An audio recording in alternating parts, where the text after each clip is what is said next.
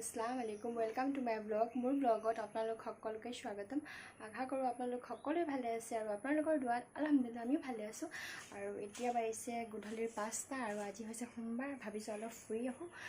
আৰু পিন্ধিলোঁ গৰমত কটনৰ চুইজাৰ এটা আৰু তাকে ভাবিছোঁ যাওঁ ঠিক আছে আকৌ অলপ পাছত লগ পাই আছোঁ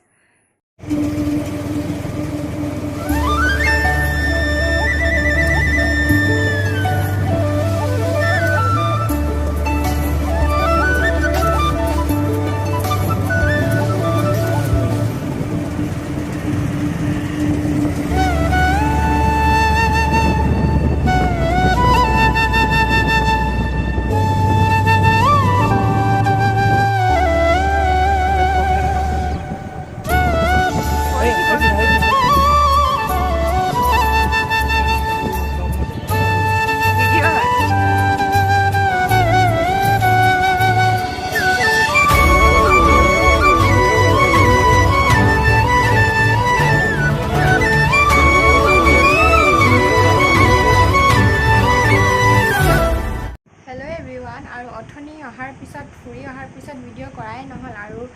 আমি গৈছিলোঁ এনে ফুৰিব গৈছিলোঁ ক'তোতে যোৱা নাই আৰু আজি বাহিৰত একো খোৱাও নাই কাৰণ গেছৰ প্ৰব্লেম হৈছিলে সেইদিনাখন গৈছিলোঁ যে গাৰ বিষত 5টা বেজি লৈ আহিলোঁ সেইকাৰণে বাহিৰত কোনো ধৰণৰ একো খোৱা নাই আৰু বাহিৰৰ পৰিৱেশটো কি ধুনীয়া হৈ আছিলে মানে অলপ ঠাণ্ডা পৰিৱেশ ৰ'দ দিয়া নাছিলে অলপ বৰষুণ দিওঁ অৱস্থা আছিলে তাকে ভাবিলোঁ সোনকালে আহি গ'লোঁ আৰু এতিয়া ভাবিছোঁ চাহ খাওঁ তেওঁ চাগে চাহ বনাব গৈছে বলক তেওঁক চাওঁ কি কৰি আছে ভাত ৰেডি দেখা দিয়ক কি আছে আলু দাইল আৰু ভাতকেৰেলা ভাজি এনে পিঁয়াজ এয়া ভাত চেম নে আকৌ বেলেগে আছে নাই বেছিকৈ খোৱা কথা কোৱা নাই এক্সট্ৰা দাইল কৈছিলোঁ আমি এইটো সপ্তাহ প্লেন খাম বুলি ন নহ'লে খোজকাঢ়ি দৌৰি একো লাভ নাই এইটো ভাত লৈ বহি গ'লোঁ এইটো দাইল লৈ ল'লোঁ এইটো ভাজি এতিয়া খাই দেখুৱাম দেই কেনেকৈ লাগিছে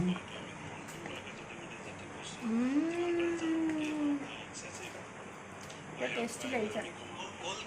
ধুনীয়াকৈ বনাইছোঁ যে সেইকাৰণে মানে ভাজিখিনিও খাই বহুত টেষ্ট লাগিছে আৰু এবাৰ খাই দিওঁ দেই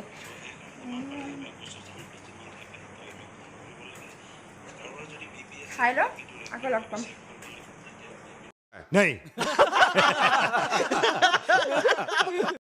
এইটো ভাত লৈ বহি গ'লোঁ এইটো দাইল লৈ ল'লোঁ এইটো ভাজি এতিয়া খাই দেখুৱাম দেই কেনেকৈ লাগিছে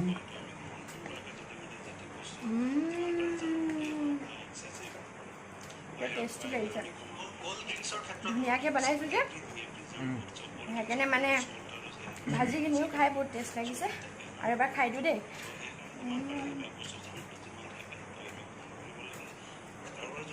খাই লওঁ আকৌ লগ পাম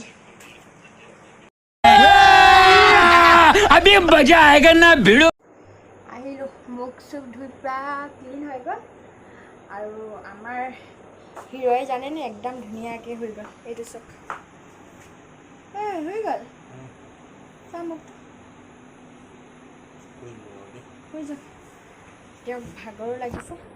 আৰু জানেনে মোৰ যে ইয়াত কি হৈছে ঠাণ্ডা দিন হ'লে যে মানুহৰ যে উঠ ফাটে মোৰ এতিয়াৰ পৰাই মানে ফটা আৰম্ভ হৈ গৈছে হয়তো গৰমতো ফাটিব পাৰে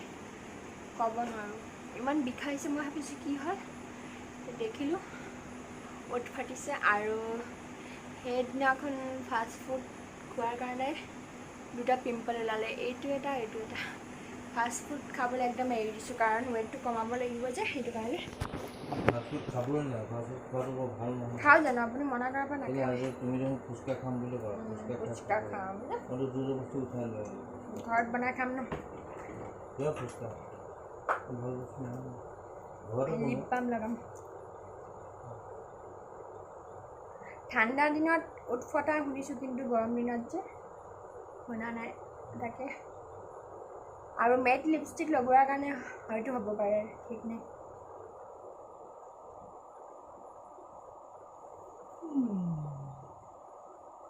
আপুনি যে নাথাকে হা নাইট ডিউটি যায়গৈ মই 3টা 4টা বজাত উঠোঁ নোৱাৰোঁ কিমান টিপি থাকিম না নোৱাৰোঁ মোৰ ভৰিও টিপি দিব লাগিব মোৰ বিষাইছে মই যে কাম কৰোঁ ন মোৰতো ভৰি বিষায় আপুনি মোক টিপি দিব মই আপোনাক হ'বনে বহুত বেয়া মানুহ হয় আপুনি খালি ভৰি টিপিব লাগে ইমান বেয়া মানুহ খালি ভৰি টিপিব লাগে তেওঁ প্ৰথম জানেনে তেওঁৰ প্ৰথম মানে আদত নাছিলে এইবোৰ ভৰি টিপা টিপি বিয়া হোৱাৰ বহুত দিন 6-7 মাহ পিছত তেওঁ ডিউটিৰ পৰা আহে আৰু মানে মোক কয় আৰু যে ইমান ভৰিখন বিষাইছে মই তেতিয়া ভাবোঁ যে ঘৰত যিহেতু আব্বাক আৰু মোৰ সৰু ভাইজনক ভৰি টিপি দিছিলোঁ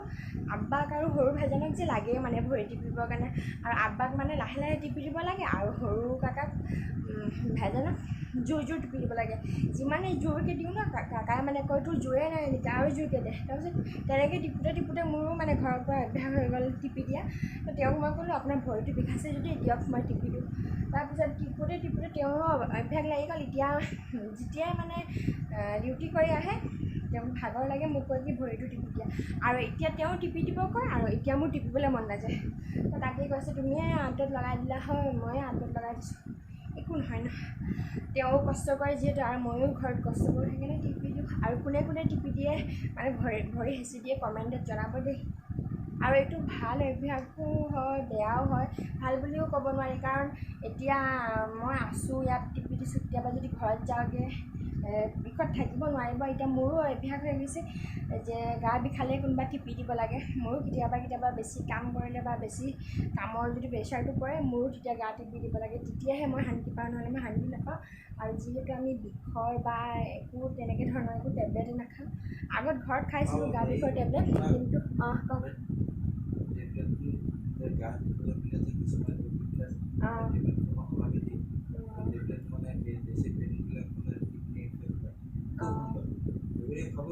মই আগত ঘৰত খাইছিলোঁ কিন্তু বিয়া পোৱাৰ মানে পিছৰ পৰা 1.5-2 বছৰে হ'ব এদিনো মানে টেবলেট নাখাওঁ কাৰণ মই আগতে গম নাপাওঁ তেওঁ যে টেবলেট খাব নিদিয়ে মই তেতিয়া কওঁ মোৰ অমুক বিষাইছে তমুক বিষাইছে ভৰি বিষাইছে মোৰ বিষাইছে টেবলেট লাগে তেওঁ তেতিয়া ধমকি দিয়ে টেবলেট নাখাব মই ভাবোঁ কেনে মনা কৰা এতিয়া মানে লাহে লাহে গম পাইছোঁ যে টেবলেট খালে এনেকৈ ছাইড এফেক্ট হয় ক্লিনিক এফেক্ট হয় সেইটো কাৰণে আৰু আপোনালোকেও বিশেষকৈ টেবলেট নাখাব মানে অভ্যাস কৰিব যে টেবলেট নোখোৱাকৈ মানে বিষটো ভাল হোৱাটো সেইটো অভ্যাস কৰিব নোৱাৰিব কি হা মই অলপ বিষ হ'লে টেবলেট খাই লওঁ আৰু আমাৰ ঘৰতো